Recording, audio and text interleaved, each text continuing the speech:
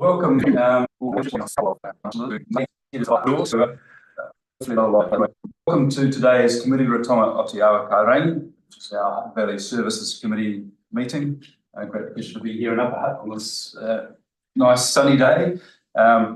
Just to draw your attention to the emergency procedures up on the screen. If you're not familiar with those, please have a look there. And then we'll commence with our Karakia timatanga. Feel free to join with me. Whakatakataho ki te uru, whakatakataho ki te tonga, kia mā ki uta, kia mā taratara ki tai. Ehi aki ana ti ata kua, te tio, te uka, hauhu, ti lei, mōreo. Thank you very much. Moving on to apologies. We have apologies from Mayor Guppy and Councillor Newell, but perhaps I'll also move Councillor Dyer for lateness. Councillor Dyer for lateness and Councillor Griffiths as well. Happy to move that. So is there any seconder?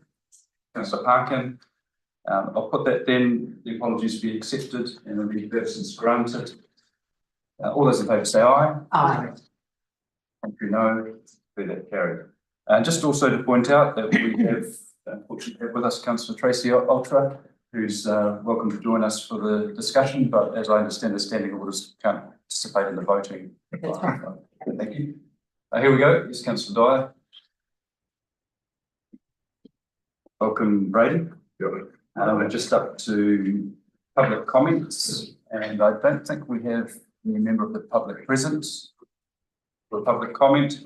But you will see in front of you something submitted from Daniel Crisp, who wasn't able to attend today.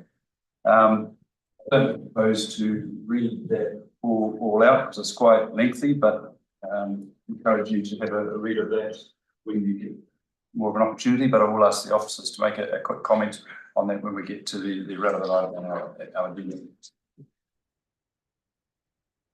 So moving along to item 4, which is conflict of interest. Does any member have a conflict of interest they'd like to do relating to the meeting today?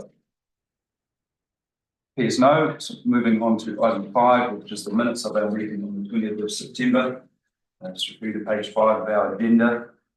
First of all, does any member have a question in relation to the minutes?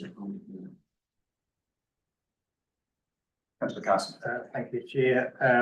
I'll just flip through that page, just getting the fingers going. At the meeting, last meeting, I requested a breakdown of each council's long-term plan contribution to joint venture projects for each financial year and the total estimated cost. I don't see it in the paper for today's meeting. Can we just ask for the officer to give a comment on that when the item comes up on the agenda? Thank you, Councillor Carson. Okay, thank you. That request noted, I move the recommendation in front of you that the minutes of the Hutt Valley Services Committee held on Friday, 20th of September 2024 be confirmed as a true and correct record. Do I have a seconder for that? Councillor Carson, thank you. I'll put that then. All those in favour say aye. Aye. Against no. I declare the motion carried.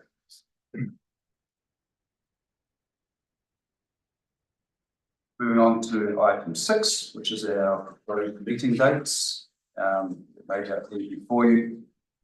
Do you member have a question in relation to those dates and the other matters laid out? Appears not. Well, then I'll proceed to move that recommendation. It covers the meeting dates, the draft agenda dates, and 3 administrative matters in recommendation 3, 4, and 5. I won't read all those out. Do I have a seconder for that motion? Councillor Parkin again, thank you. I'll then put the motion. All those in favour say aye. Aye. Against no. Clear that carried. Right, moving on to page 50 of the agenda, item 7, which is the wastewater joint venture update. Getting into the meaty stuff now. I just invite Bruce Hodgins, a strategic advisor from Hutt City, to speak to that item. And just noting, we also have our Wellington Water here in attendance. Steve Hutchinson, Blair Johnson, and June Wiggins. for attending. Bruce, anything you want to say to the report? Thank you, Mr. Chairman.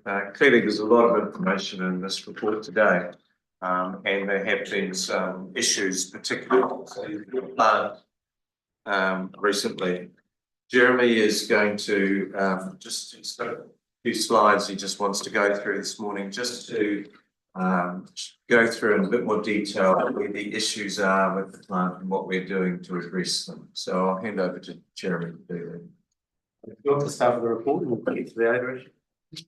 Yeah, so just starting with the report, and I'll give an explanation of what's happening with odor following that. So we continue to be non-compliant with fecal coliforms. We have completed some refurbishment work of the UV system, but the results are still being impacted by upstream issues, such as the dryer faults, the primary settling tanks, and the aeration systems, all of which are programmed for renewal, but we can't do the work all at once, and so the stage program of work has been this ongoing impacts are likely to continue for some time yet. Just at point 8, there was an unconsented discharge due to an instrumentation fault in September. We've fully assessed the control systems, unable to explain exactly what's going on there, but I've just got an update before the meeting. They've engaged a external automation team to have a look, but yeah, still not able to explain exactly what's happened there. So other than questions on odour, which I'll get to following my presentation, happy to take any questions on the report.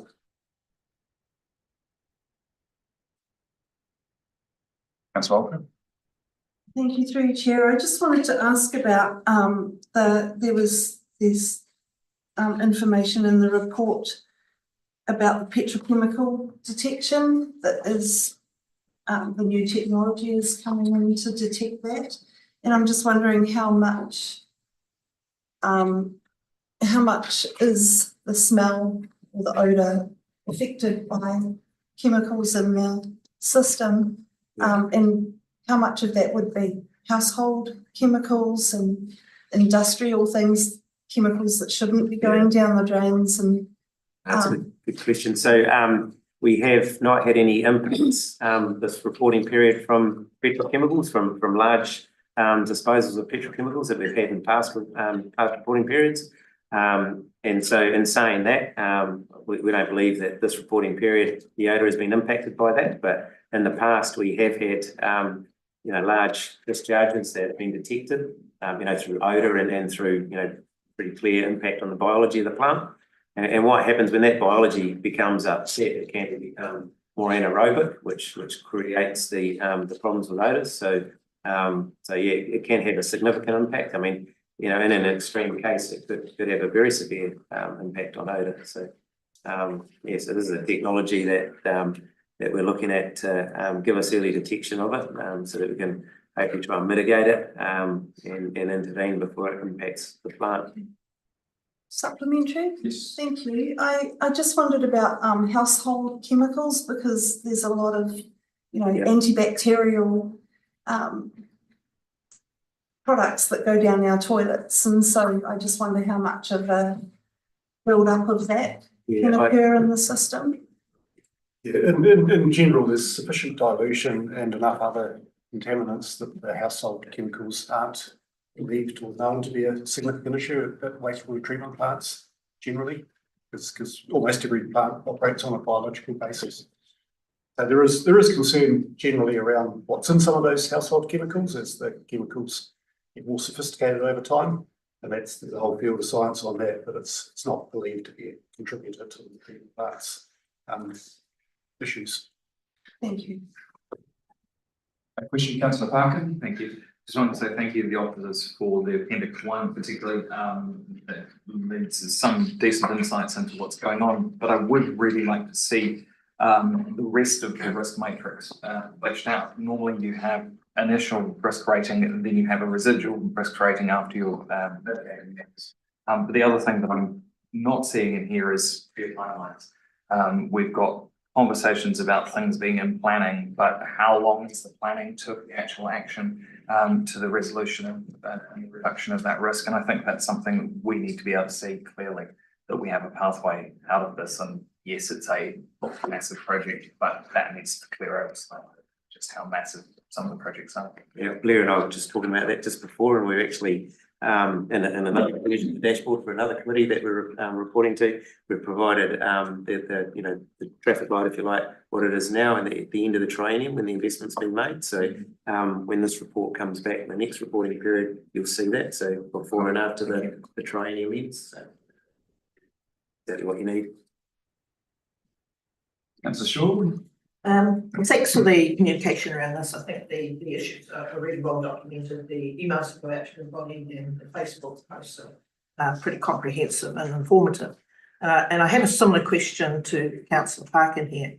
And when you read through the report, there are compliance plans, there's assessment reports, and now we have an independent review coming up with the 2021 paper.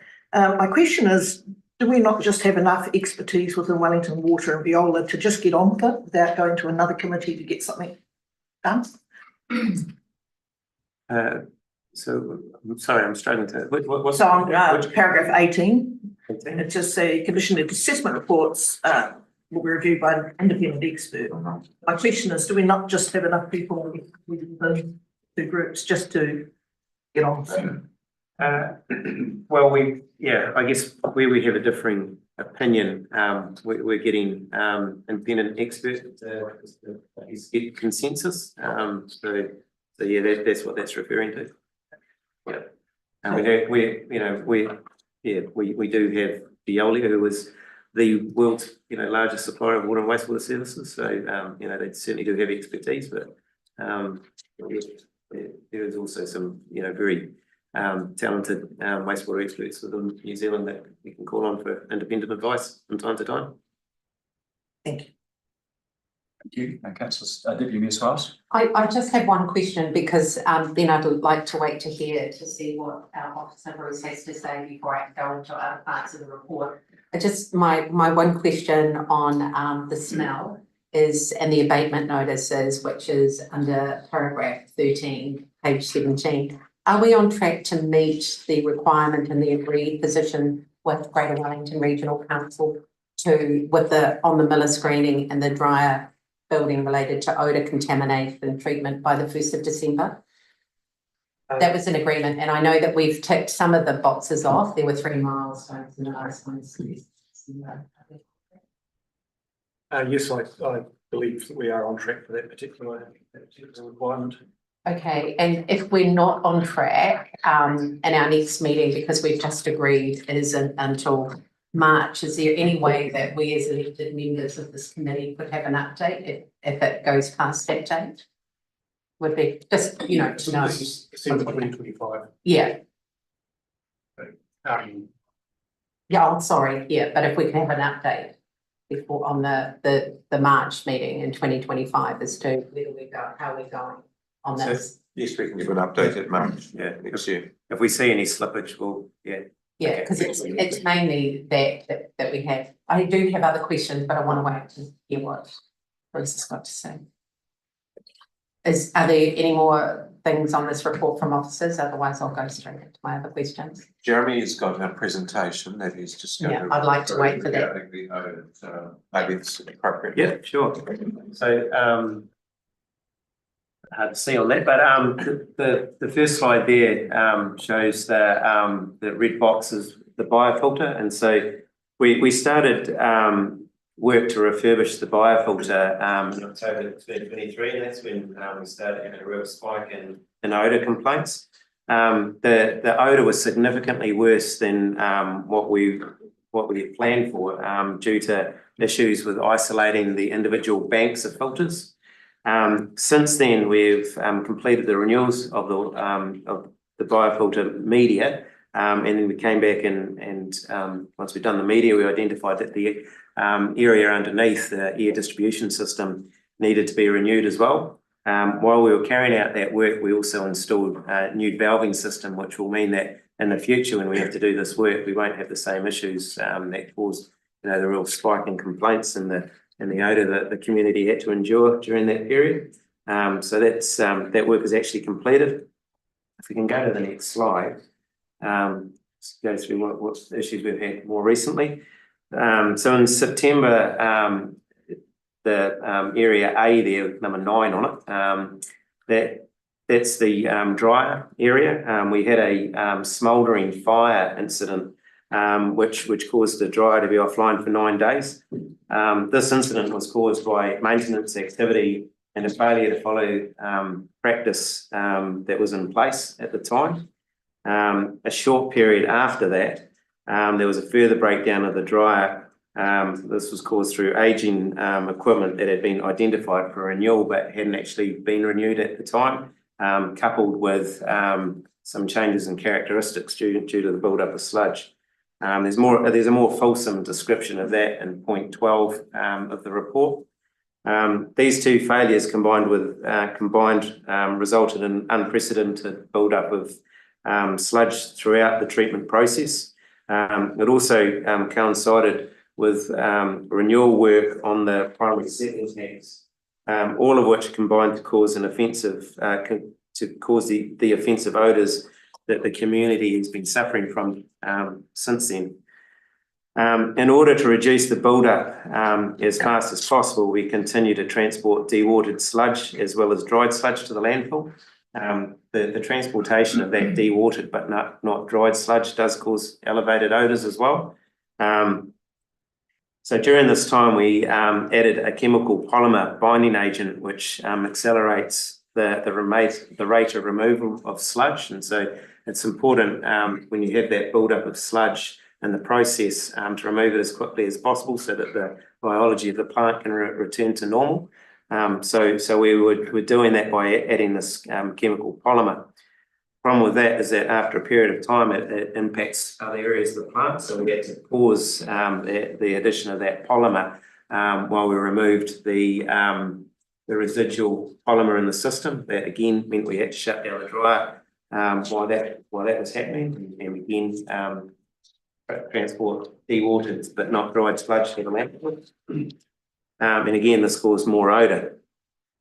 So throughout these failures, one of the good things that's come out of it, that we've been able to identify ways that we can improve the transportation and removal of the dewatered sludge, so that we can actually remove enough volume of sludge to keep the process healthy while the dryer is offline. So that's some comfort from this, that we're in a better place to manage further dryer failures. The dryer is at the end of its life. It's had a number of condition assessments that have the first condition assessment that we had done of the dryer painted a much rosier picture of the dryer than what we now know to be true. So our focus going forward is really making sure that we do everything possible to ensure reliability of the dryer until it's renewed, which at the moment is programmed at the end of 2028. If we can go to the next slide, please. So the improvements that we've got coming up over the next few years that will improve odour, risk, and not other parts of the plant are on the slide here. So starting with boxes 2 and 9 there, you'll see that's the improvements in the odour treatment, the additional $13 million of funding around improving the odour treatment of the building, the covered areas. So this is in the milli screen area. At the moment, the area underneath the milli screens, the inlet channels, have odour, the foul air removed, whereas the actual main milli screen building itself doesn't. So that's the addition of odour treatment there, and further odour treatment of the dryer building as well. So that will undoubtedly improve the situation when the plant is operating in a biologically balanced and healthy way, but it will not mitigate issues of odour in the uncovered areas should the process become unwell. And so the next thing I'll talk about here is the the works that are underway to ensure that the plant remains healthy. So plant-wide, we've got a budget for planned and unplanned renewals, which includes work on primary settling tanks, which are at risk in the document. The report talks about some of the areas that coded red. Primary settling tanks is one that we are particularly focused on at the moment, because we know that there's two tanks remaining that are in not good shape, and so we're focused on making sure that they're renewed as quickly as possible.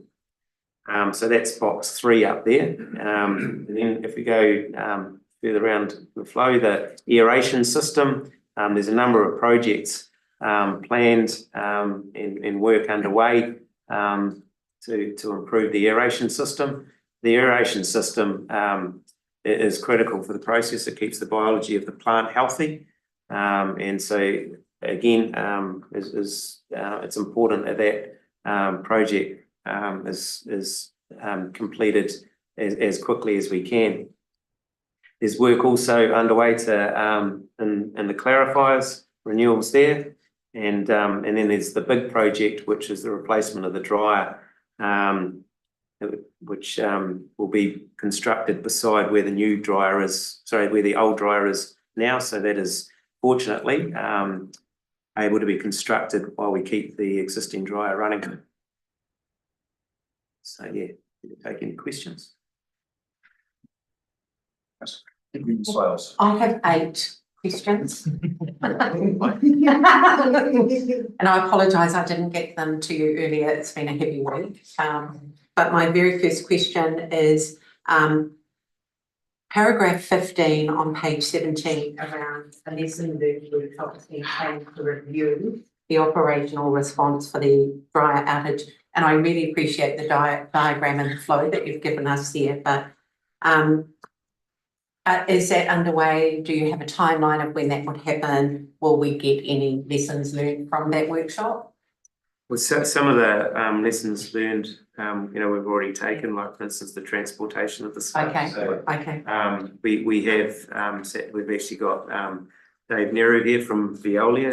He's available to take questions too if you have any for the Veolia team. But we've been working closely with them throughout. So we've sat down, we've had workshops with them about the way we work, together to make sure that the communication process that, through to the landfills, that we do have interruptions in the dry operation, that we can quickly pivot and get that subsidy. So there's been a number of lessons learned and improvements made since September when we had a first dry failure.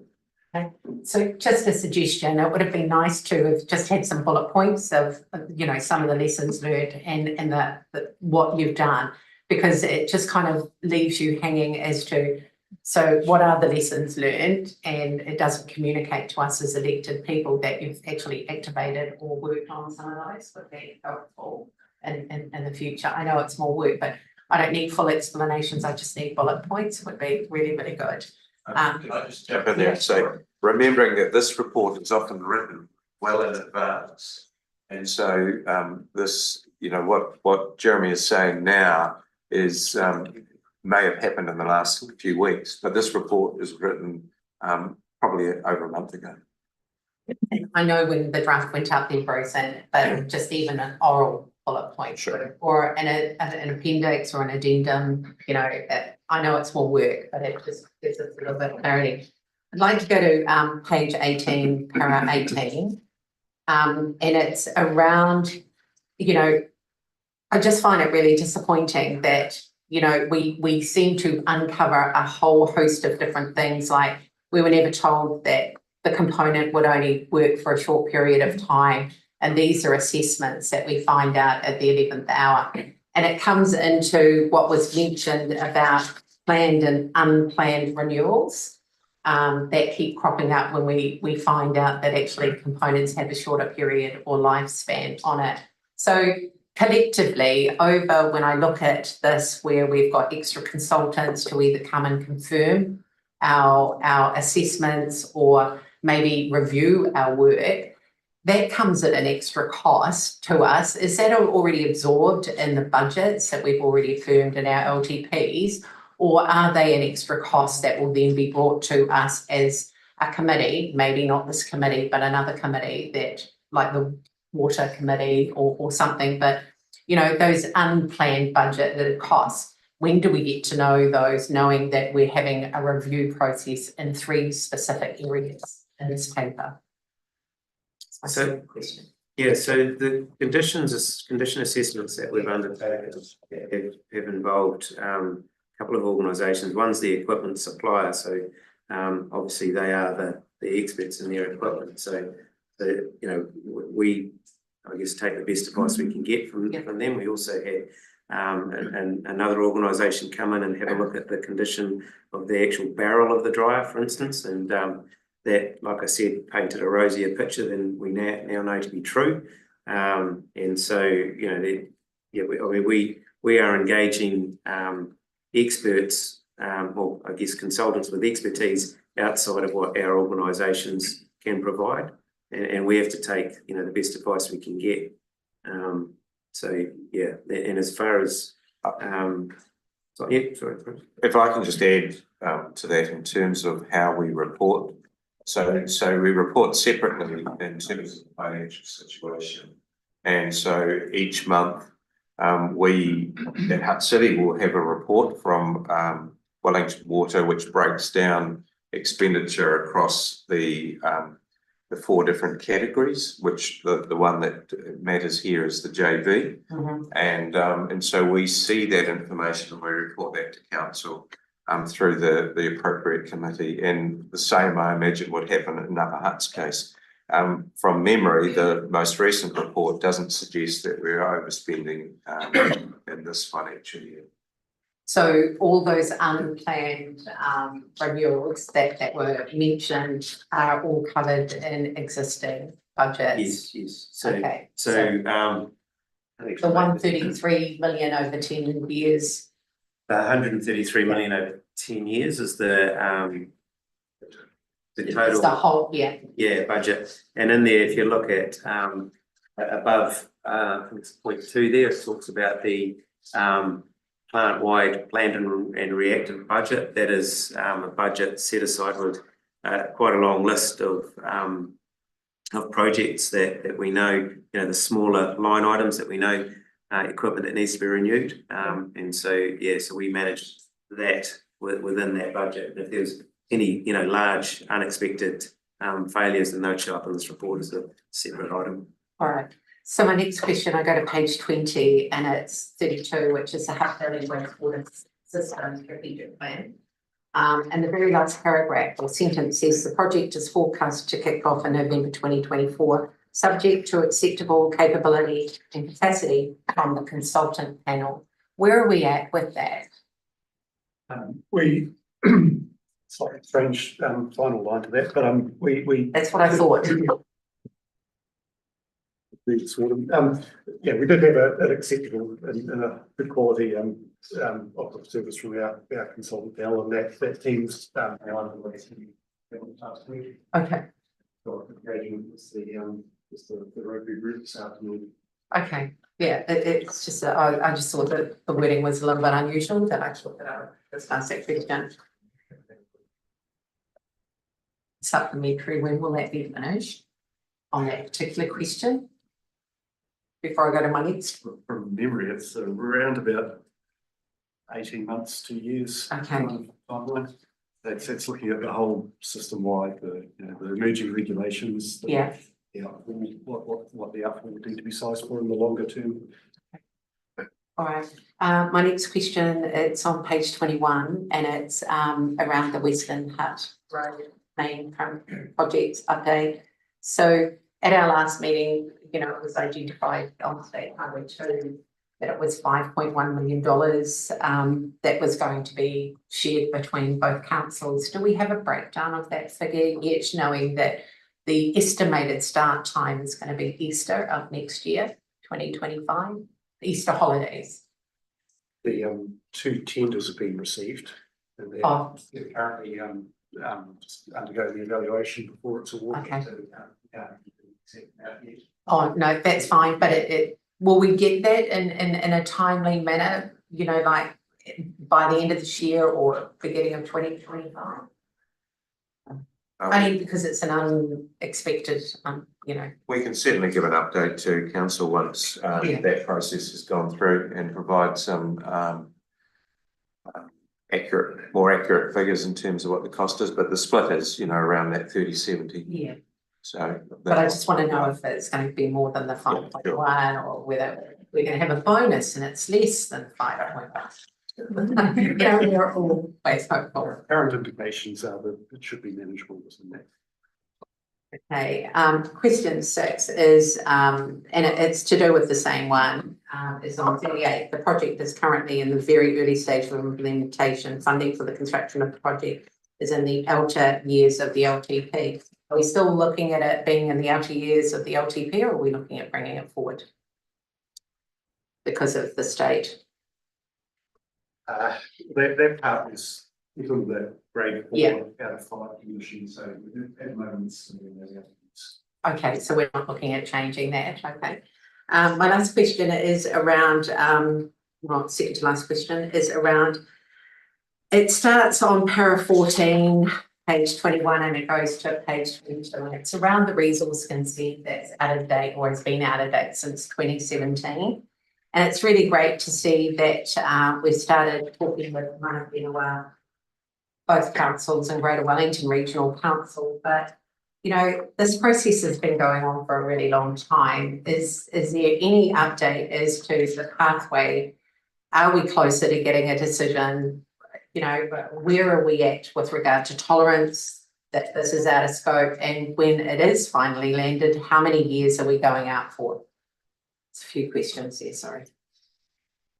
So maybe if I could pick up and say, Steve mentioned earlier that, we've just appointed consultants to this piece of work. It's because we're looking at it holistically, looking at the whole action of impacts.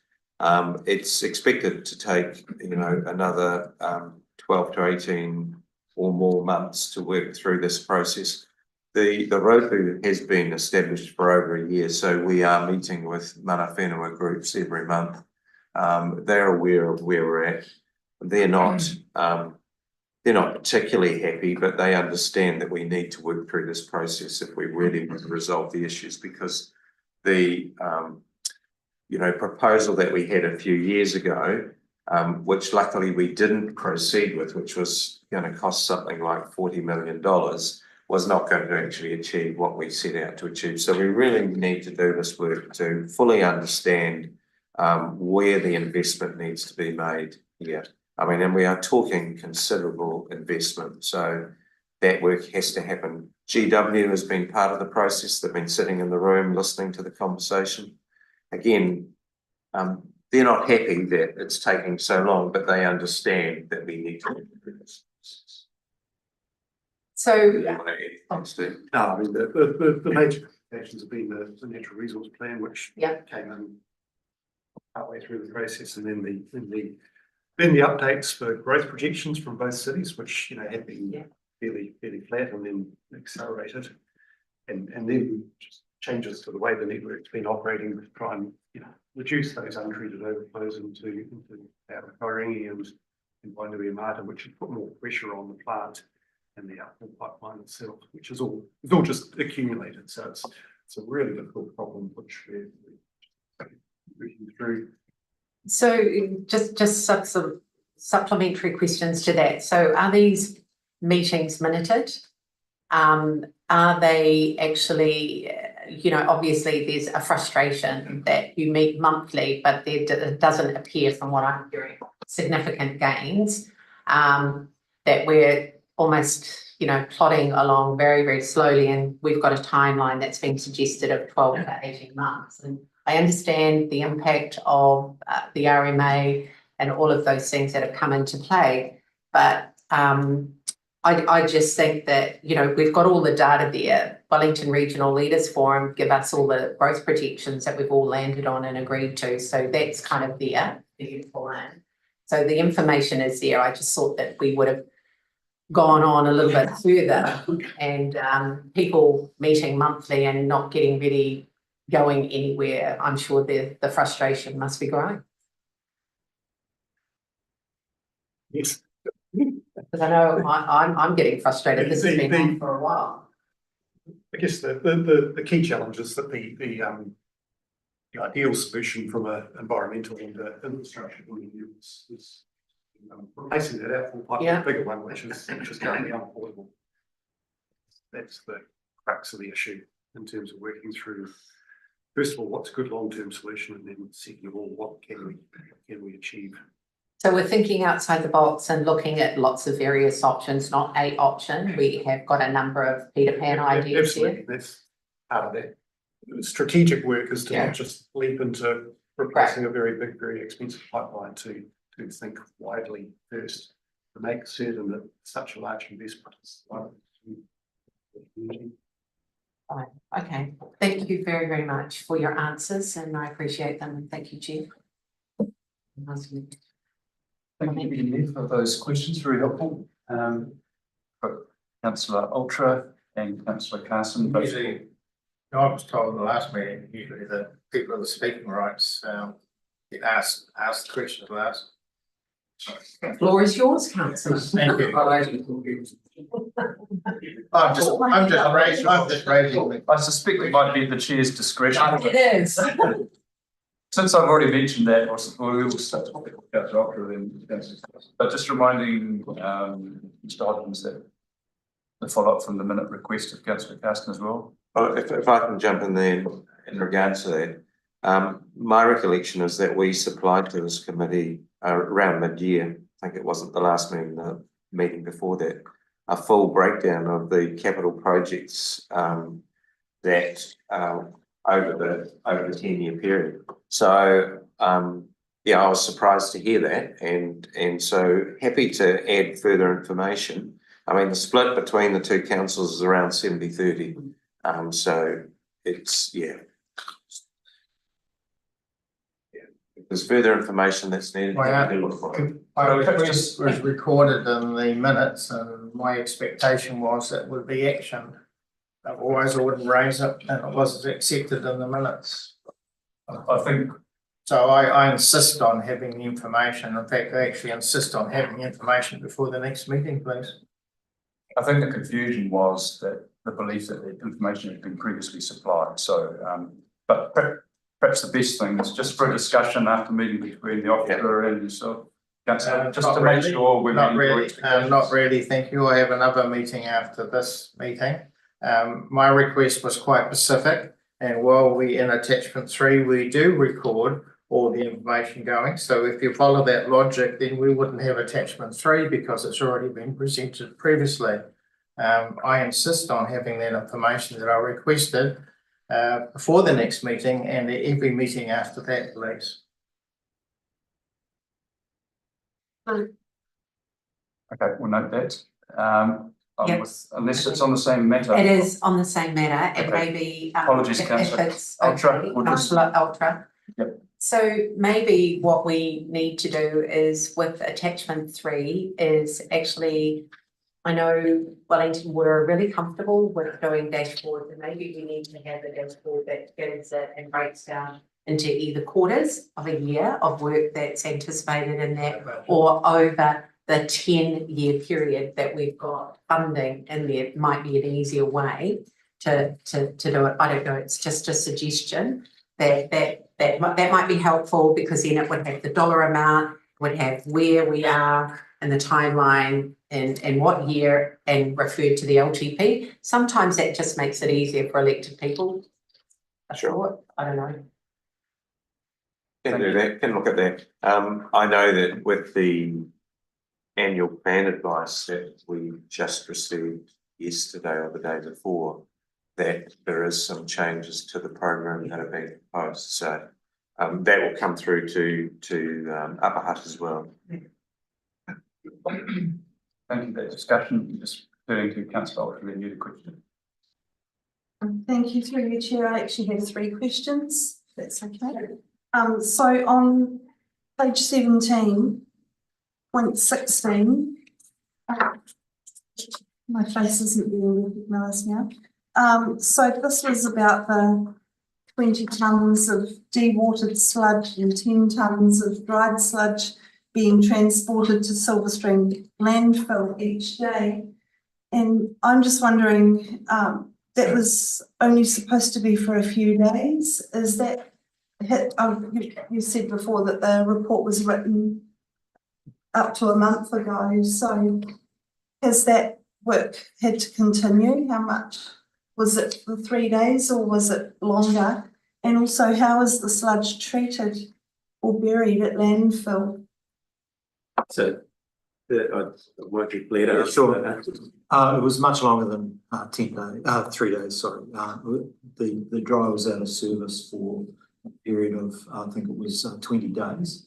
And past that period, we've had to truck dewatered sludge to the landfill. The landfill just uses its normal practice to cover and to receive and cover even the extra amount. I would say that the landfill have been extremely cooperative and helpful with us and working well with our team at Veolia to receive the product. The dryer is now up and running, and whilst the dryer is up and running, we're not sending dewatered sludge to the landfill, just dry sludge. The program of maintenance for the dryer is it operates 5 days a week, and then we take it out of service for 2 days, not consecutive, to do maintenance. Very important we do that. During that period, currently, we will continue to transport smaller amounts of dewatered sludge to the landfill to ensure that we keep the removal process continuing so that the sludge doesn't build up over that time period. When the plant's operating normally, we can usually take the dryer out for a day, build the sludge up in the silos, ready for the dryer to start up again. But with this issue we've been having with the dryer, we've had to truck it. So what happens to the sludge at the landfill? Is it simply buried? Is it treated and it's just buried? Yes, that's my understanding. Yeah. So It's juice liquid. Do you want me to speak to? Yes, please. I'm the Waste Resource Recovery Manager at Hutt City, and so the landfill's within my purview. So yes, we've been receiving the sludge. It does just get buried in pits in the waste, so the general waste mass is excavated to an appropriate degree, and the sludge is basically tipped in there, and it is covered with a raft of other material to keep the odour down, and then it's just layered up until the pit is full, and then we excavate another pit at another location. And so on. Yeah. so sorry, my second question was on page 21, point 40, talked about the 2017 construction of a storage tank to hold wastewater, and that project didn't go ahead. Would it have reduced the amount of wastewater discharge into the Wairatu stream, and what system would be required to meet population growth? As Bruce referred to, that project would have had some benefit, but not sufficient benefit. I know about the way the factory was and so the ultimate solution, or the sort of the ideal, if there was no object solution, would be to increase that pipeline, that outfall pipeline size and capacity to convey all of that treated water, so we can get a lot more water to the plant than we can get out of the plant. And when it rains, at the moment we've got a 5 million litre tank which holds first 5 million litres, and then anything that the outfall can't take has to go to the Wairatu stream. And my third question was around trade waste pumping station. Is that a separate pumping station from the, is it separate part of the plant? And what is in the trade waste? What's called the trade waste pump station originally was set up to serve the Seaview and Gracefield industrial areas. Back in the 70s, I think. So it's located physically. It's located on the Seaview treatment plant site, just off Seaview Road. It's on the edge of the treatment plant. These days, it takes Hutt and Eastern Bay's wastewater as well. So the name is a little bit historic, and it takes domestic wastewater as well as whatever comes in from that Seaview Gracefield area. Okay, because that's quite different to breaking down organic solids compared to processing chemicals and it's like the treatment plant isn't designed to get rid of chemicals from, it's still going to stay in there and it's going to go all the way out the outfall like any. There is the more toxic chemicals that the plant can't take have to be pre-treated on site by the industry. So there's a whole there's a trade waste bylaw in place which sets out the acceptable contaminants, chemicals that are allowed, and there's a small team at Hutt City Council who manage the trade waste from throughout the Hutt Valley. So it is carefully managed. They're not just allowed to take it. Yeah. Thank you. That's where that technology that we're quite beneficial. Hopefully be quite beneficial. Thank you. Looking around, that seems to, we have a question. I've been waiting. Hoping that's only one of Councillor Griffiths. You talked earlier on around the new initiatives you're going to put into the silver room. I can't remember what you call them now. Millie screens. Sorry, Millie screens. milling screens. You're going to put some new gear in there to help drag the odour out before. Is this a new requirement because there's a new odour issue, or is this always been an odour issue that we've just ignored and it's been okay, or is it more that people now have a nose for the odour in Betonia and now we're going to get told off every time, or it's an upgrade basically. So the equipment within those rooms is covered in the really smelly stuff is odour ducting, taking it to the biofilter. But the airspace in that room just goes out to the atmosphere, and that was the design basis. That was identified a year or two ago as being the next after the biofilter being refurbished and upgraded. That the odour from those two rooms was identified as the next production that we can make to improve the site's odour emissions. As Jeremy mentioned, when the plant still has uncovered tanks, which when everything's working well are fine, there's no problem. At the moment, they are the main problem. you also, if you mind, you also said that Viola is the world leading treatment solution around the globe. Are these sort of recommendations coming out of Viola, coming to us, saying these are the sort of steps we need to take? The industry standards have changed in whatever other country we work in, and these are the kinds of things that we need to be doing to help with these odour issues, or? Those particular recommendations around odour came from an independent air consultant that we got down to look at the site. It's a fresh pair of eyes. Or perhaps fresh your nostrils. Yeah. Councillor Dyke. Yeah, well, a question around the consent that's lapsed and Julop's getting a bit impatient. Is it my understanding that we couldn't just get a new consent for what we're currently doing? Basically, the only thing we can actually do is replace the outfall pipes. It's not so much we just need to get the consent renewed. We can't get it. We couldn't get the consent renewed on its current basis, no. The only way we're going to be able to get that consent is by building the new outfall pipe in. Or finding an option somewhere in the middle which is acceptable. Yeah. So either way, that's still years away. That's nothing's a quick solution to get to a position where we can then get a consent. That's not quick.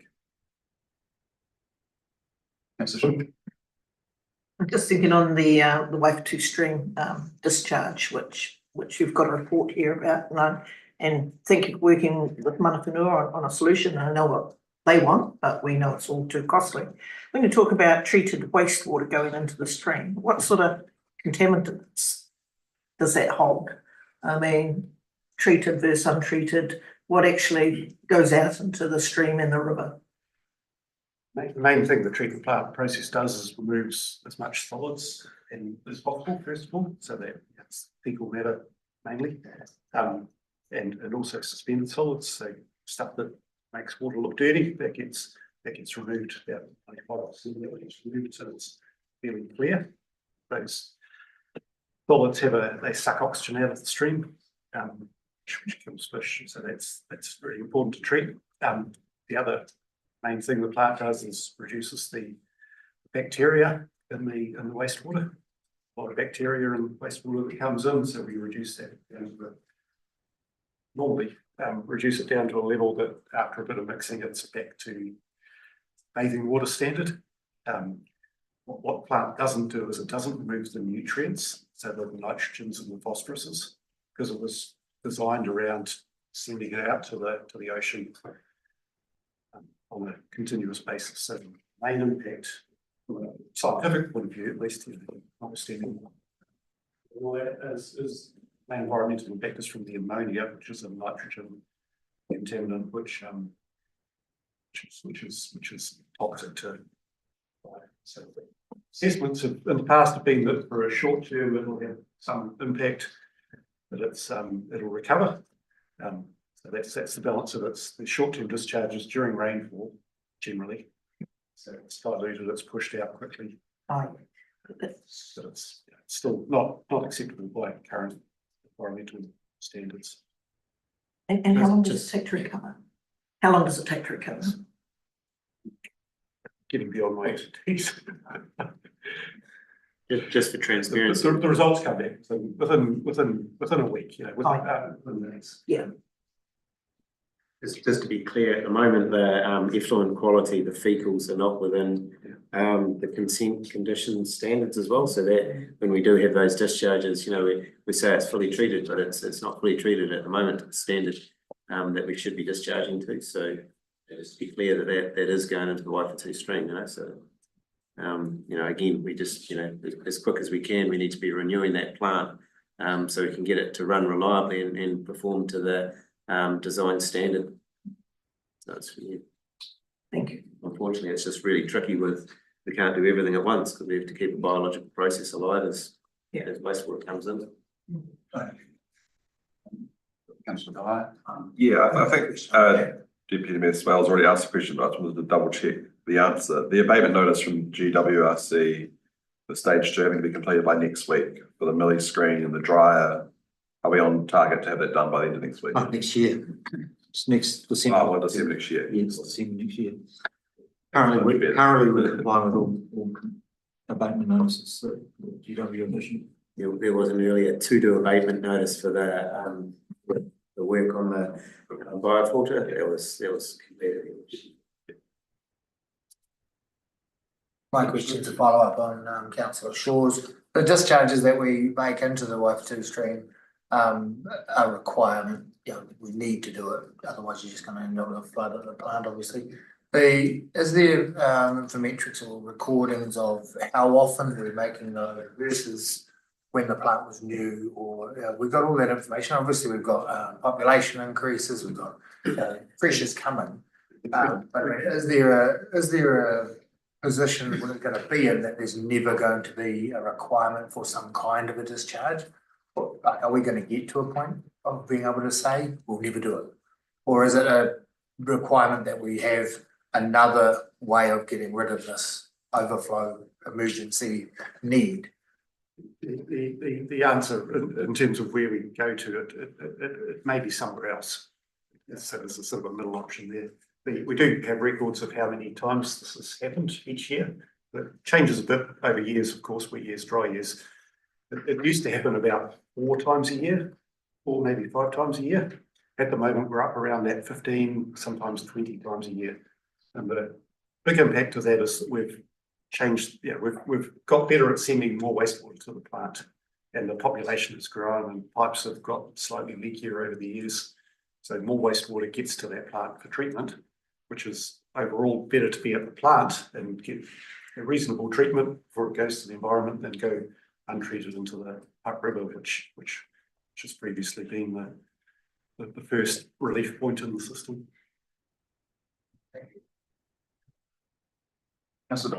Yeah, I'm sure you're aware of the South Wairarapa issues with their wastewater treatment plant, and now no new consents are allowed because they're at capacity because of the wastewater treatment plant. Reading through our reports, it almost feels like we're almost at our capacity, the outfall pipe's below its consent condition. Is there any risk that we're going to get into a similar position where until this new outfall's done, we might be putting a ban on any new developments, or is that not a risk? I wouldn't say there's no risk, but there's a lot lower risk. It's a different situation from where our plants where they're over their design capacity. Yeah. Our situation's more a case of plants not functioning reliably. Yeah, I understand those issues, but the outfall pipe is below its consented, it's meant to be 1,500 litres, we're at 1,200, like. I mean, there's two things with growth. There's the increased hydraulic load and biological load, and so the increased hydraulic load isn't the main driver of issues at the plant. Of the plants in South Wairarapa, it's the biological load. So it's the biological loading of those plants that requires additional treatment, functions that would, but in the case of Seaview, the Seaview plant, the new dryer that we put in there will put significant more capacity for growth there. The actual hydraulic limitations of that main outfall pipe is due to weather events, not everyday dry weather flows. So we know where the bottlenecks are, we know where the capacity issues are, and you're comfortable we're not looking. We don't currently expect that outfall to be result of to result in not receiving growth in the medium term. There's other issues there with weather overflows from the network, which put pressure on how we the ability to accept connections, but that's working through the Can Change One process. Thank you. Councillor Park. So one of the things that I recall from a briefing, researchers are looking at putting an emergency outflow pipe at the bottom end of the Waifatu stream. So it's actually sticking into the sea rather than the stream itself. How's that progressing? That's on hold. So that was that 2017 concept to put another 10 million litres of storage and to extend the pipe to the estuary area. So why is that on hold? The idea was that pipe could be, that outlet could also be used as a jumping off point for running the pipe through the rest of the harbour and round through the entrance as an alternative discharge. There were several options. The pipe that was proposed wasn't. One of the options was to put extend the outfall and make it pumped, which could have been the first stage. That's a bit different. That wasn't the one that was consented in 2017 or proposed in 2017. Sorry, the 2017 one was just an extension of the current overflow, just 120 metres further to the east.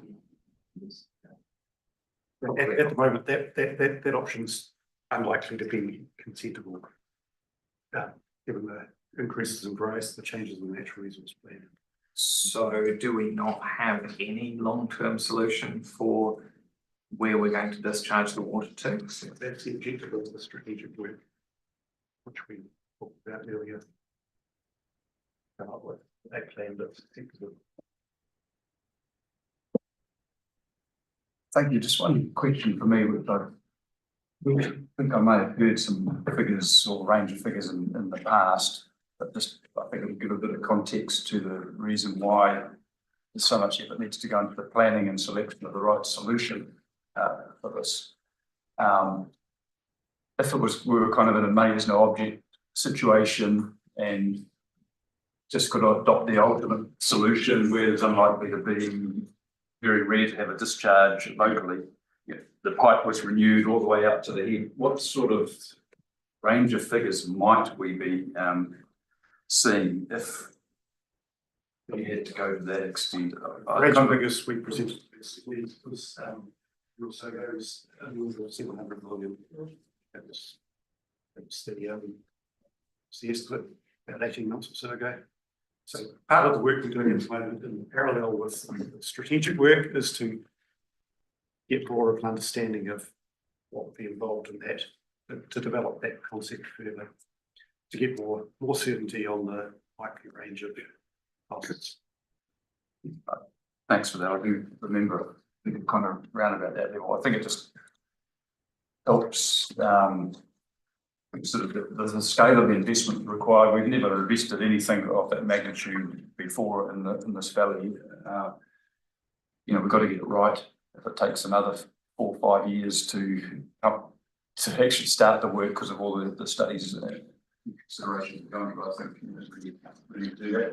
I mean, the worst thing would happen, we take a solution and a year later we think, oh, blast, we should have done something different or so anyway, there's a whole lot of good questions. So thank you all councillors for that, and the presentation I found very informative just to see it there in the schematic. So a useful discussion. I'm assuming there's nothing further. Bruce, do you have anything to say in wrap up? All right. Thank you. I'll bring your attention then to the recommendation in the report, which is simply that the committee receives the notes of information in there. So I'll move that. Do I have a second? Thank you, Councillor Griffiths. I'll put the motion and all those in favour say aye. Aye. Aye. Those against, no. I'll declare that carried. Thank you. Right. On page 32 of the agenda, we have the report, which is an update on the Silverstream Landfill and resource recovery. Invite Jeff Roberts, the Waste and Resource Recovery Manager at City Council, to speak to the item. Anything you'd like to say by way of updates or introduction to the report? Kia ora koutou. Just adding to the question from Councillor Ultra around sludge management. So we do have a good proactive relationship with Wellington Water and obviously his colleagues. So we're always trying to anticipate the demand for space for sludge, which obviously requires special management at the landfill we don't want to import the odour issue, as it were. So we're trying to anticipate some of that demand and being realistic about the state of the dryer and the fact that this is going to be an ongoing reality for landfill that we'll have to manage. So we're taking that into account in terms of our operations and management of the waste at the landfill. On that note, we are also looking and working with Wellington Water and others on a biosolids trial in terms of using it as a soil amender. This is the dried pellets rather than the sludge. So we're sort of active in that space of the landfill to try and support alternative disposal options rather than landfilling sludge, whether it be dried or otherwise. So we've stood up some planter bays and that's been assessed and managed in terms of nitrogen load into the soil and performance of plant growth.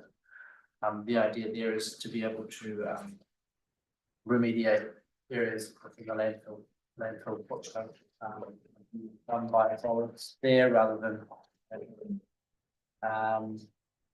yeah, we were also able to receive the biofilter material from the landfill as rehab material. So that was some 900 cubic meters, which we'd be charging regular rates might have been $200,000 or $300,000, but we were able to test that and bring that in and use it as cover material and rehab material rather than disposing of it into the waste mass.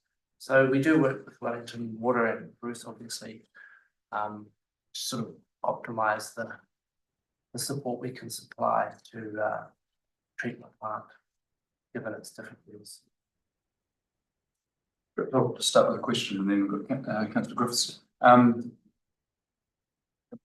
Sounds like you've been quite generous to the treatment plant in the way you've accommodated that, but I just have my question is, have you experienced any excessive odour issues at the landfill itself as a result of receiving the material?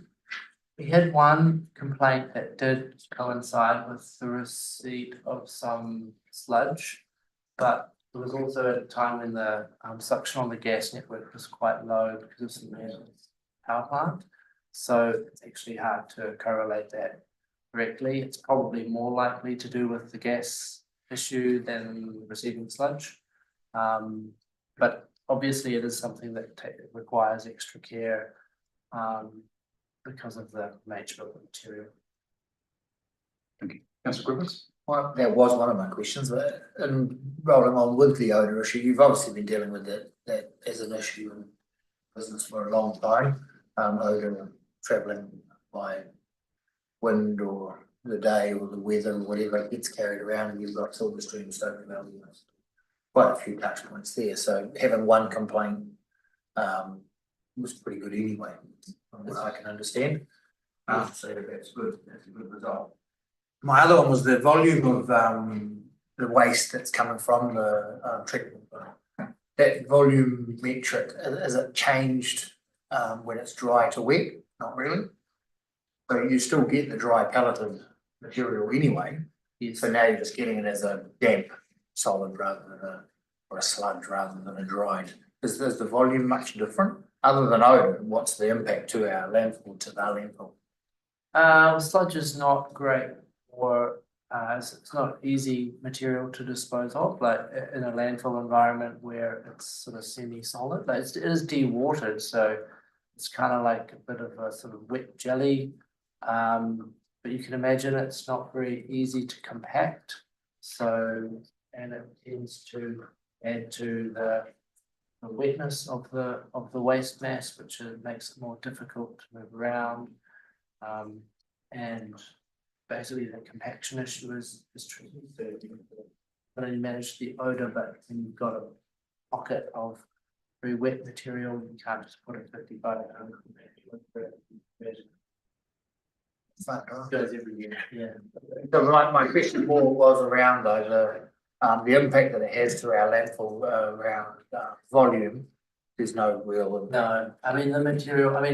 The water will ultimately come out into the leachate system and go back to the treatment plant.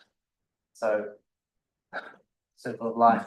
And so, if you can imagine that the sludge is there, the solids will stay in the landfill, but the moisture will actually go back to the treatment plant eventually. I've got Councillor Shaw, sorry. Absolutely, yep. Ms Wells, and then Councillor Alter. Yeah, I was actually quite surprised to see there was only one complaint from a Stoke Valley resident, and given the amount of sludge that's going up there, so thanks for covering that so quickly. My questions are paragraph 15 on page 35. It's about batteries ending up in the tip and causing small fires. Is there a place up there to drop batteries off before it goes into the landfill? Yes. And there is one, yeah. And do we have sufficient recycling options out in the community where people can drop batteries off instead of going in rubbish? Yes, and there's always room to increase that. We're looking at doing some doing a trial for battery recovery at city hubs. And Eastbourne has already been doing that. Yes. Some of these battery fires are probably batteries that are machines, broken power drills or broken scooters or things where people have thrown nothing out wholesale, or the battery's actually, it's not a removable battery, so it's sort of stuck in there. So that's probably what's causing some of this. Well, that was going to be my next question, is being a little bit ignorant about these matters. Are we talking about, little AAA batteries? Are we talking about scooter batteries? Are we talking about car batteries? Which are the ones that cause the biggest problem? And can I take my car battery to the Eastbourne Library where they've got a recycling? Yeah, I think that's the recycling, or battery recycling in the hubs was more around the smaller AA size batteries. Larger batteries you can take there and drop them in the hazardous waste. It's hard to know what's causing the fires. I mean, it could be, a mass of small lithium batteries, like rechargeable AAs, for example. If someone's got a whole bag of those, if they're all sitting together and got compressed, they could probably cause a fire. But it's probably more likely slightly larger. Thank you. Give me a response. Thank you. Through you, Chair. I'm on page 34 and it's around operations. And the question that I have on para 30 is we are currently accepting applications for disposal of contaminated soils. So what are the volumes of those that are coming in when there appears to be a bit of an economic downturn, where I'm assuming contaminated soils come from, building and things like that? Yeah, that's quite low. We've also set the price to sort of price ourselves out of the market for that. Right. So we're at $500 a tonne, which is more than The other landfill. So we've done that deliberately to just dispose of contaminated soil to Silverstream to revert capacity. So we still get bits and pieces, but we're not going to get hundreds of tons or thousands of tons. It would be trucked out. So where would it be then diverted to if we're pricing ourselves out of the market? It would go to stream. Yes, it would go to Spicer if they could accept it. Probably. Yes, Southern Landfill doesn't like to take it out of the Wellington region, so it might go there, or it will go up to Bonnie Glen. It's probably likely landfill. So I have another question, and it's on the wonderful dashboard that you've got on page 38, attachment 1. So when I look at that dashboard and I'm on the far left-hand side, monitoring effort during the flood, and it's at least one consent exceeded, and it's around gas surveys 9. So does that mean that whilst it was 1, there were 9 incidents, or is it that that's 9, the activity is number 9 on your grid? Same with groundwater samples and the surface water visual assessments. These are the number of assessments. Hold on. Very good question.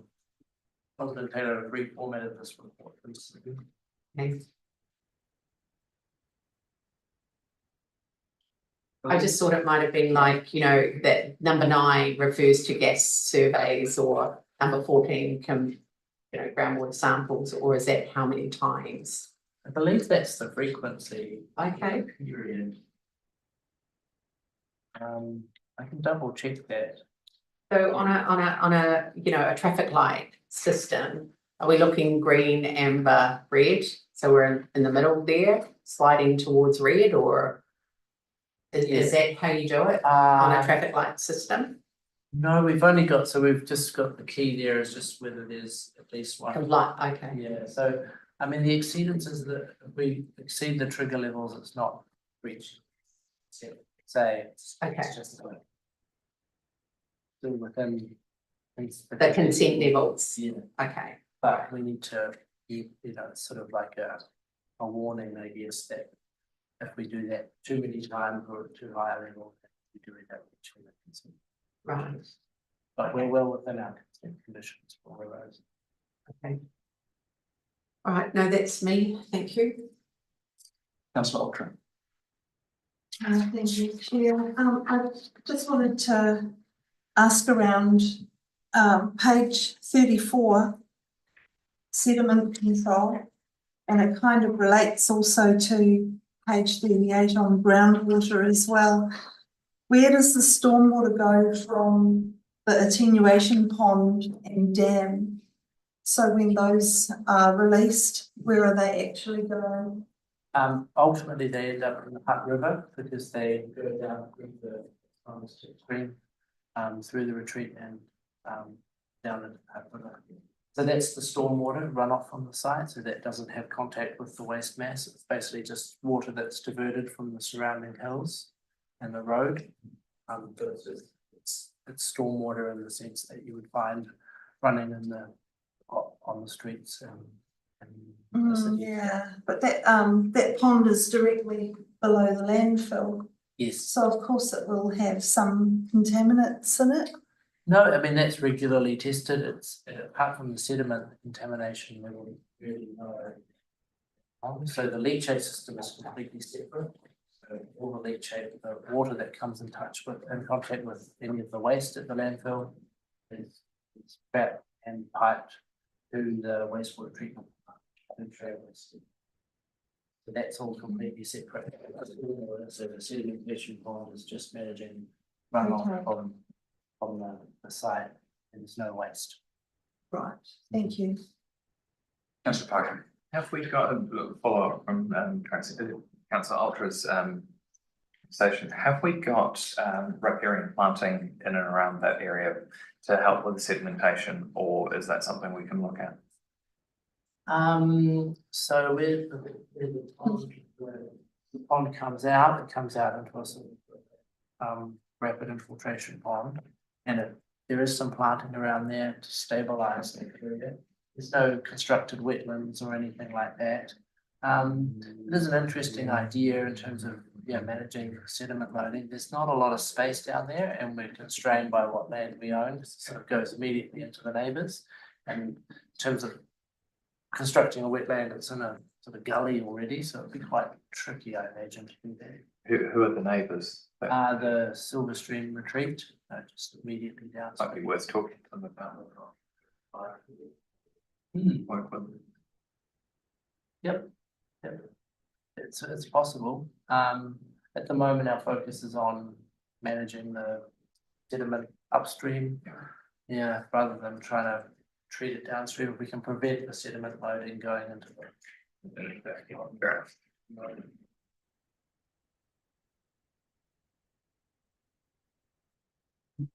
Thank you, Jeff. Being no more questions, let's return to recommendation, which is that the committee receives and note the report. I'll move that motion into seconder, please. Councillor Parkin. Seems a bit remiss in calling for debate on the previous report, so remember that now. So, any member want to debate the motion? No, so I'll put it then. All those in favour say aye. Aye. Those against no. Declare it carried. Right, it's bound to be the Akatarawa visitors. Welcome, Mr. Latimer. Refer you to page 40 of the agenda, which is the Karakia Cemetery update report. Brett, do you want to update any matter in there, and particularly perhaps just make a comment in relation to the public comment we were tabled? Yeah, we'll do first. Okay. Just a couple of things. You'll notice in the agreement review, there were probably 3 points that require further discussion. The first one was the ownership model, which Mr. Chris has alluded to in his summary as well. It's really there. It's not something that we discuss further, and would need to be addressed in council's long-term plan or annual plan. The other point was the recovery of capital costs through fees and charges. Once again, that's something that needs to be discussed by both councils, and it probably needs to be addressed as part of an annual plan or a long-term plan. The implications, the cost implications of recovering capital will have a significant impact on the fees and charges, the current fees and charges. And the third one was simply about the responsibility for the maintenance of the cemetery, the combined cemetery when it closes.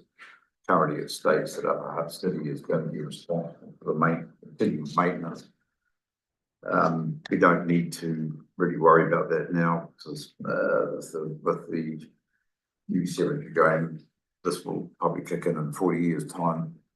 So it's just really out there to say that from an office point of view, from Upper Hutt City Council office point of view, I don't think it's fair that Upper Hutt City takes that full responsibility for the maintenance when the cemetery is closed. The other little point I'd just like to make was, you probably noticed in the income on under general that the income for the cemetery is significantly over our year-to-date estimate. There's actually been a 30% increase in burials the same period from last year, which obviously impacts the year-to-date. I'm not saying that's going to continue to the end of the year, but it's possible that our operational cost may not align with the income. Yes, okay, Mr. Crisp's letter, I read it this morning. Once again, he's brought up this the cost sharing and the ownership model. To me, in that B3B talks about ideally in the new cemetery, the financial split should be 50-50. but with a 75-25, with Upper Hutt paying 75%, which I find a bit strange, because the Hutt City has 75% ownership and it's calculated on the number of burials. So I don't really understand where he's coming from. It just highlights that need to perhaps look at that cost sharing at some stage in the future and get that sorted. This point C, he talked about that we have not complied with clause 36(1)(b). Once again, that just refers to the recovery of capital costs through in the agreement, the capital costs through user fees. I don't really have much to say about that. But he did make a comment that Upper Hutt's fees were the lowest in the city. Lowest in the region, which is probably not surprising. We only recover 75 to 85% user fees, and the fees are set to cover the operational cost. So I'd probably like to say that we're pretty efficient in our operation as opposed to other councils, but I'm just saying that. It could well be. Yeah, and in this last paragraph, he was wanting to know whether other office from Hutt City with the project team. There's actually 3 from Hutt City currently invited to these meetings that we have with Sam, Querin and Steve Titsy and Arthur Nelson. So any questions I have? Councillor Parkin, Councillor Shaw. So having had this discussion with Daniel Chris a couple of times, one of the issues of that pay split is an equity or visible equity issue, that we've got Hutt City Council residents using the same facilities and they do not see that the charges are the same. And so I think that's something that we as Hutt City Council can't do anything to match Upper Hutt City Council's charges, fees and charges, but we would encourage you to come in line with that, or at least talk through officers. And if we need to change, then maybe we need to change too. But that was the agreement, that we would have that recovery level. And so I would expect that the fees for somebody being buried in the same cemetery are the same, no matter where they are living, if they're living within the 2 cities. Obviously, if they're coming from out of town, that's a different story. They won't be living. There won't be option. Thank you.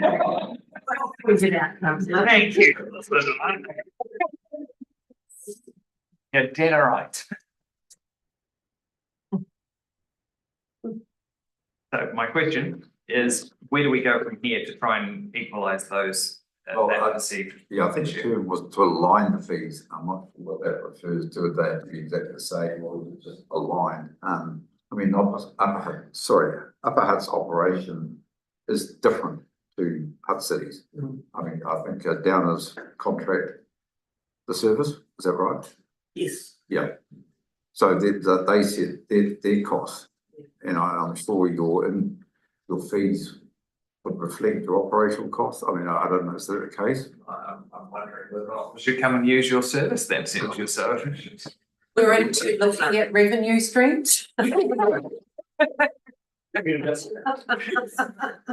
I'm just not sure how to progress that, whether Hutt cities need to drop their fees or Upper Hutt needs to increase their fees. I think it would be nice, good for officers to have a look at that.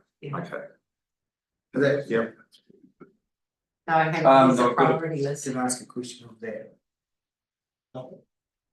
We're on the same topic, Betty. But I'm not sure whether the already listed speakers or questioners are on the same topic as well. No, I'm different. All right. Well, let's continue. Scripts. Is it a way of pushing that forward? Because obviously it's a contention that's been going on. This conversation's been had a fair few times, not the first time. Whether or not we asked that a paper be brought to us and give it a time frame, and is that something we could deal with?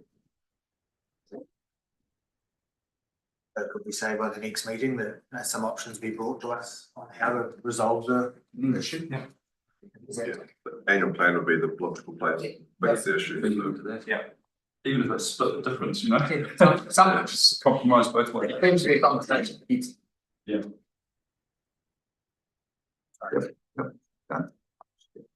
Okay, thank you, councillor Parkin, is that you? Okay, councillor Stewart, please. Thanks for your report. It's really comprehensive and well done on work that's currently been done on development. And you make it clear that there's a lot of future discussions to be held. My question is around page 42, paragraph 11. And it states there that there was preference of Hutt City Council elected members when Akatarawa arrangements were put in place around a future burial place for Hutt people. How long ago was that particular decision was made? You're referring to the Hutt City one? Yeah, I mean, and looking for land for future burials. Well, we haven't officially done that.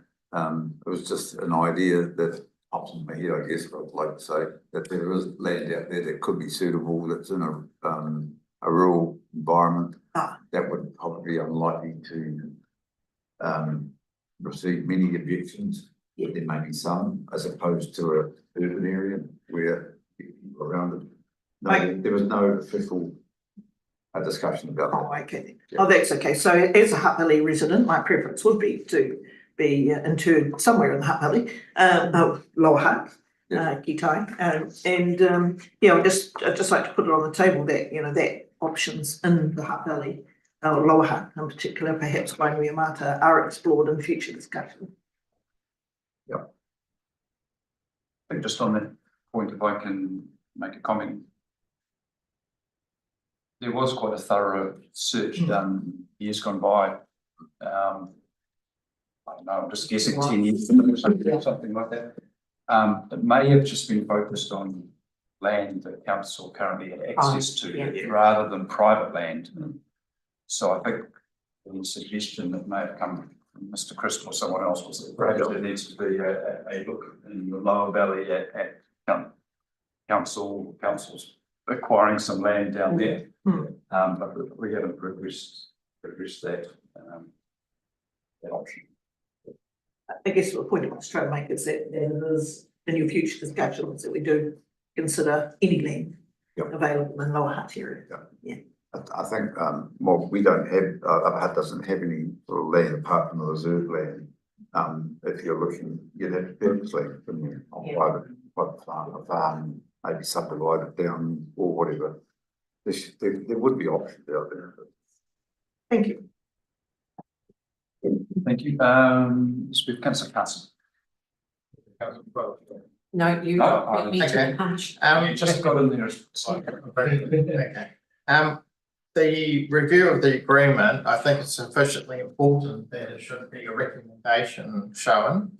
And I'm strongly of the opinion that we should do that, and that, for example, that the recommendation should be along the lines that a review of that is noted. This committee notes that the Akatarawa Cemetery agreement review has been completed, and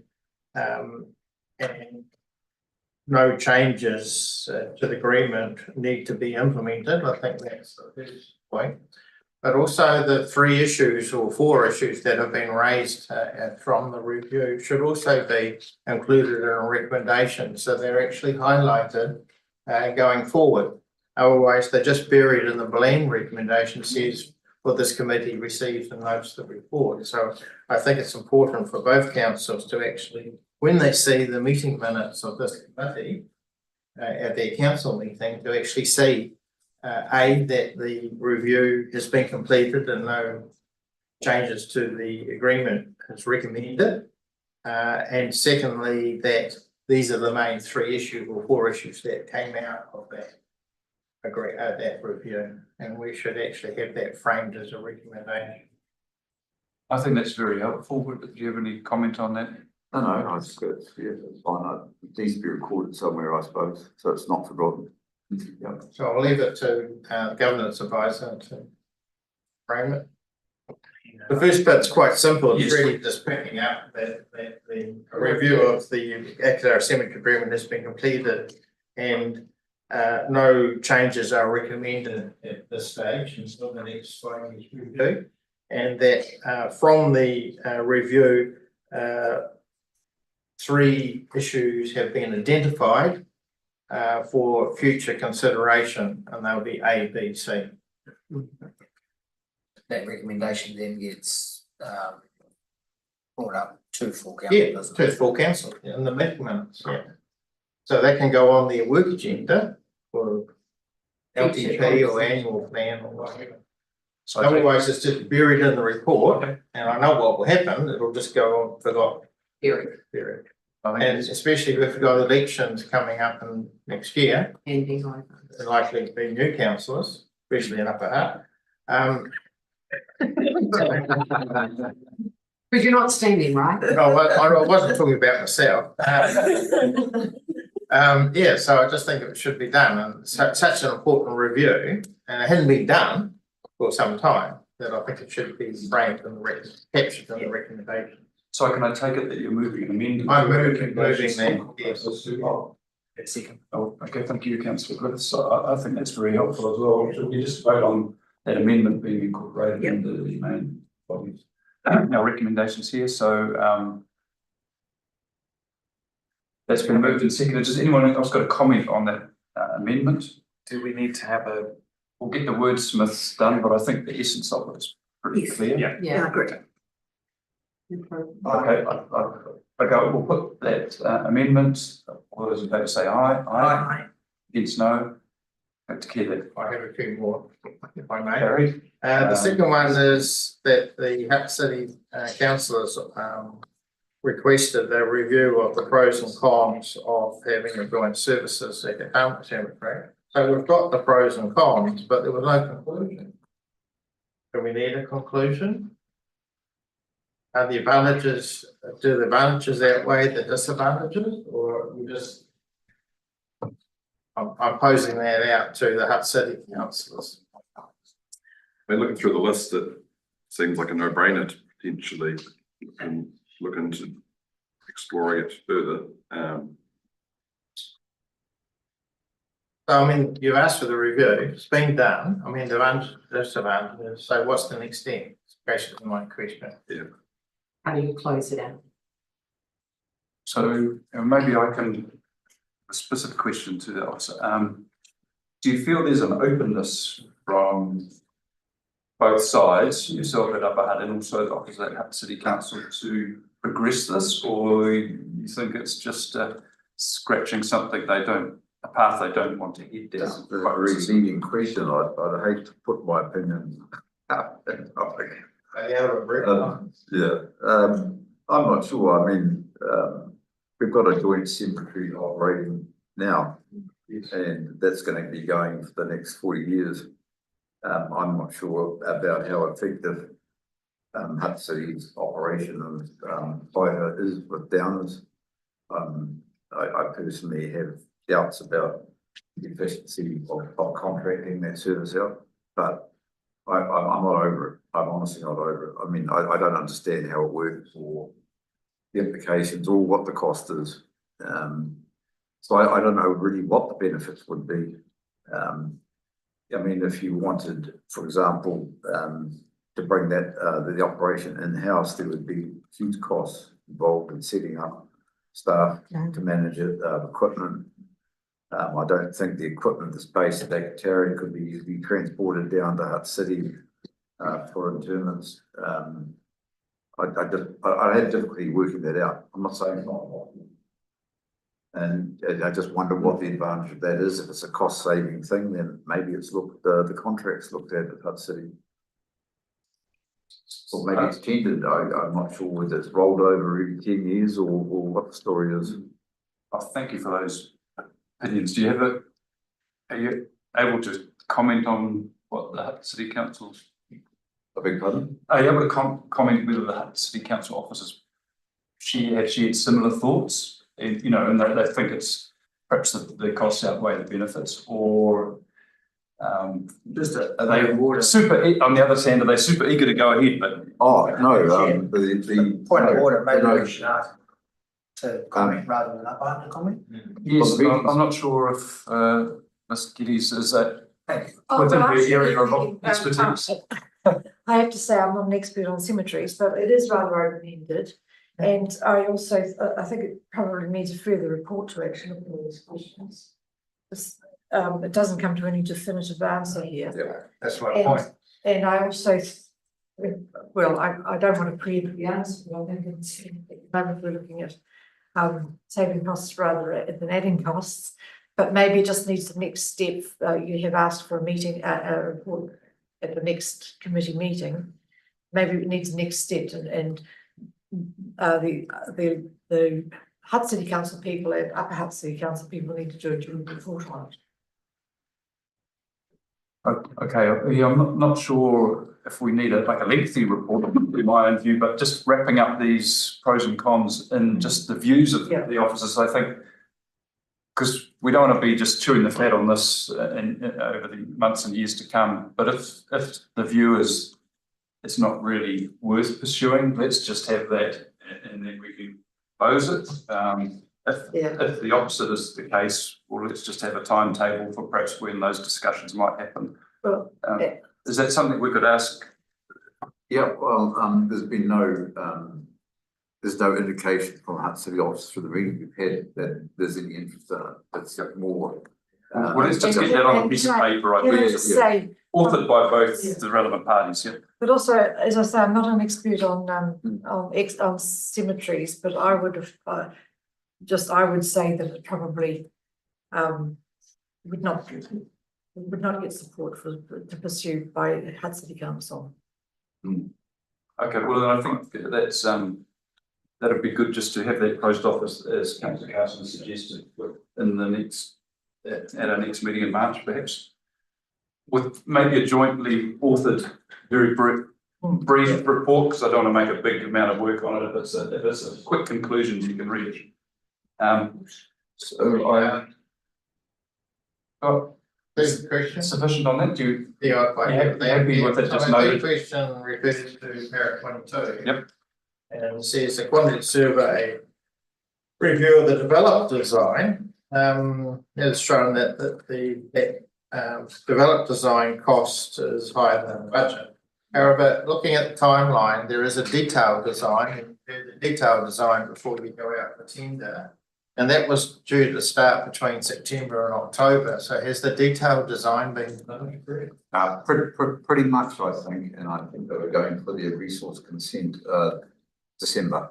Okay, so there's always a few issues that keep popping up that have to be dealt with. So supplementary to that, if the detailed design is almost finished, are you doing another QS on the detailed design? Well, that's what the QS did on the detailed design. You said it's the developed design that was done. Well, okay. Which is it, developed or detailed? Developed. Well, so developed therefore, detailed design. Detailed. A developed detailed design. No, there's no difference. Well, okay. It's either developed design. Stages in the program you've got, there's a developed design, and then you start between September and October a detailed design, and then you go out for tender based on the detailed design and the costing of that. So is the 4.708760 as a result of the developed design or the detailed design? It's a good question. I think it's important, Brett. Yes, well, I can't answer that at the moment. Because the detailed design could mean that the cost is even higher than 4.708. So you have to value engineer it back down to 4.27 or come back for additional budget. I talked to the project manager before this meeting, referring to Christmas comment about being over. And the comment that I've received is that the budget is 4.2 and the project will be, when it goes out to tender, it won't be going over that figure. The project will have to be reduced to meet that budget. How's it going to be reduced? Well, maybe the culvert's not put in, or maybe the sections of the road, part of the road's not done. Well, I still come back to my question. Has the detailed design been finished? I said I can't answer that. Why not? Because I don't know. Why not? That's something that you can bring back to us. Well, I suggest you email us. When is the detailed design being finished, or when will it be finished? And when will therefore the tender documents be sent out, please? Because, you know, I mean, come here and not say about that you don't know about this information is a bit concerning, I'm afraid. So, I mean, you've given a timetable down below of the program, and so you haven't unable to give me a satisfactory answer on my questions. And so I think you need to go and come back with an email to us about what is the situation on this place. Okay, thank you. Councillor Swales. Thank you very much, Chair.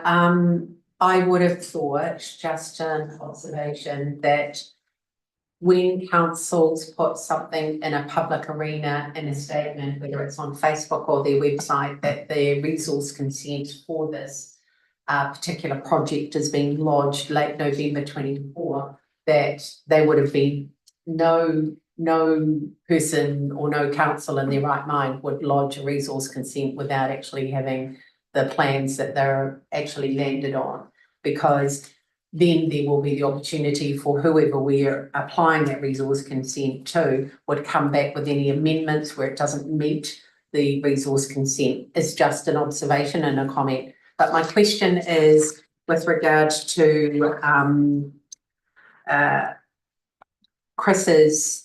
Daniel Crisp's letter.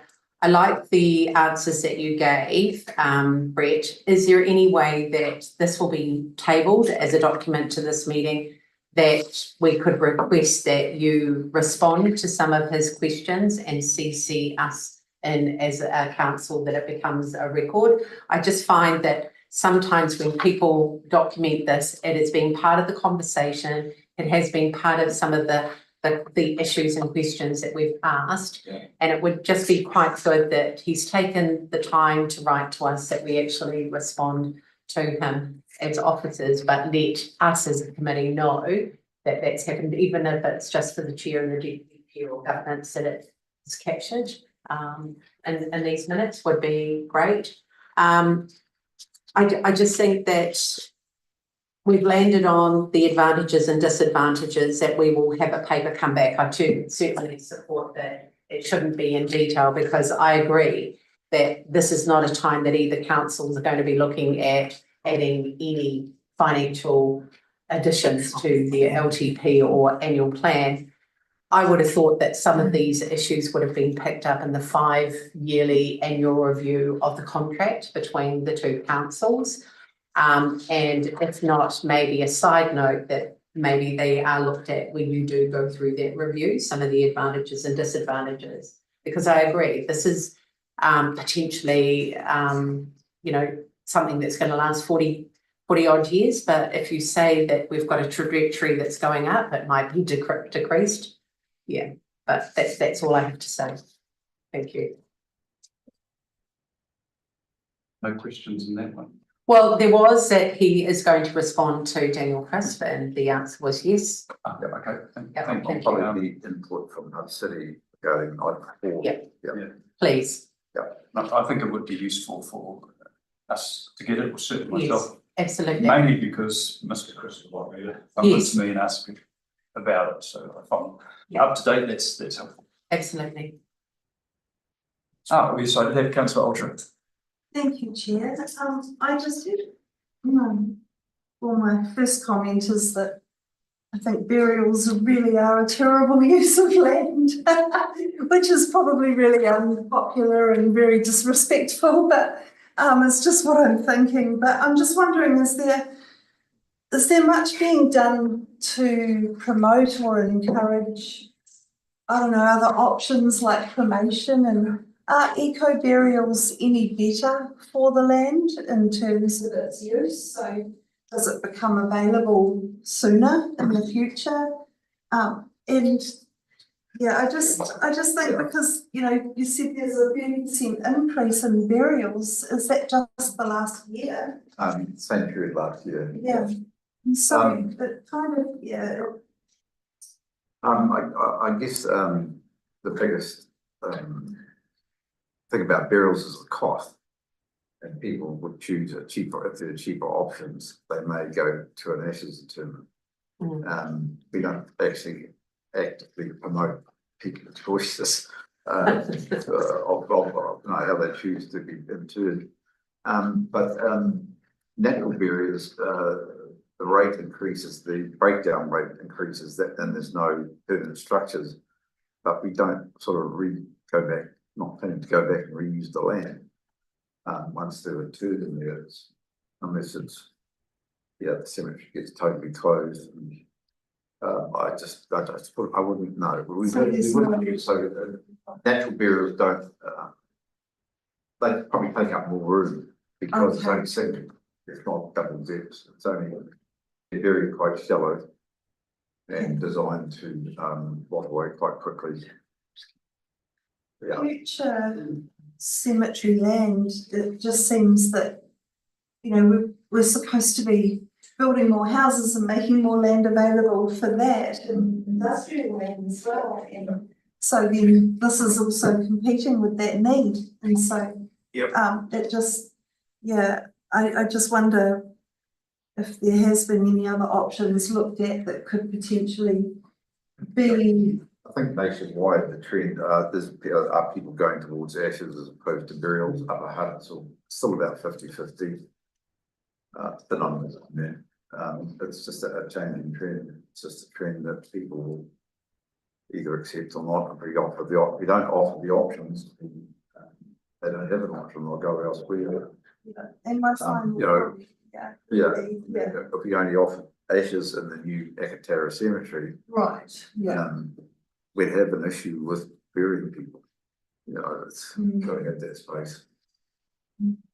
And just my final comment would be that, certainly the Whiteman's Valley Road Reserve would be also highly productive land. So when we're looking around for parcels of land that have potential, I think certainly the soil quality, the growing, food growing land, production land, grazing, all of that should be completely out of the picture. It's also close to a stream too, so you've got to limit how much you put in there. So it's only like 2 hectares, I think, so it is quite limited.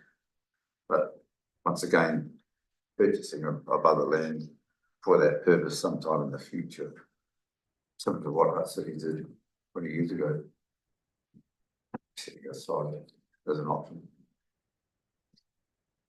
Thank you. I've got Councillor Park and then Councillor Griffiths. Follow up on Councillor Alfred's conversation about the most environmentally friendly options for disposal of our remains. Have you had an update on aqua cremation at any point in the last Dave, on what, sorry? aqua cremation, water burial? No. I'm aware of it. I wasn't aware if anything had happened within the New Zealand sort of space, and I was just wondering if you'd come across anything. No, not yet. Okay. Jen Hickman obviously run the crematory cemetery. They would be on to any new, I guess, processes. I'd be interested in that. I'll ask them. Thank you. Okay, thank you. That's the end of the questions. Let's go back to page 40, which is the recommendation, which I'll move that the Hutt Valley Services Committee receives the Akatarawa Cemetery update report, and we've also incorporated some additional recommendations. Not sure you've got something after there. Perhaps you read that out. This committee notes that the cemetery agreement review has been completed and no changes to the agreement are recommended. From the review, 4 issues have been identified, A, B, C, D. Sounds good. I'm getting the nods. That's all in line with expectations. So I've moved that amended recommendation. Do I have a seconder, please? Councillor Griffiths. Any further discussion? I'll put that. All those in favour say aye. Aye. Against no. Thank you, Brett. Okay. I know it is, it's time we've got to be somewhere else. Sorry. Fair enough. Yes. So the reason it's usually a record of length of time. I don't think it'll be much longer. So On page 47, which is the Hutt Valley Services Committee Forward program. Just note we've asked for a couple of items to be included in those future reports, and I'm sure that will happen. But I'll just move straight on and move the recommendation that the committee receives a notice of forward program for 2025, attached as appendix 1 to the memorandum. Seconder for that one, Councillor Griffiths. Any discussion? I'll put that, all those in favour say aye. Aye. It's no, declare the carry. Right, now closing part of here. No questions? No, that's. I haven't received any questions, so yeah, sorry, I missed that item there, no questions. So, closing Karakia. Here,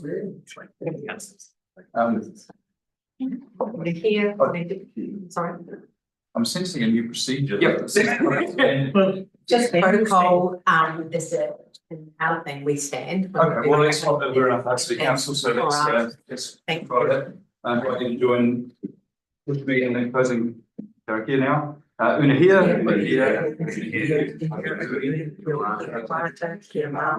Nako, Tina, Tigwara, Ada Takatu.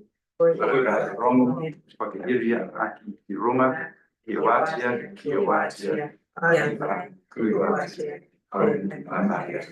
Thank you. That's a nice.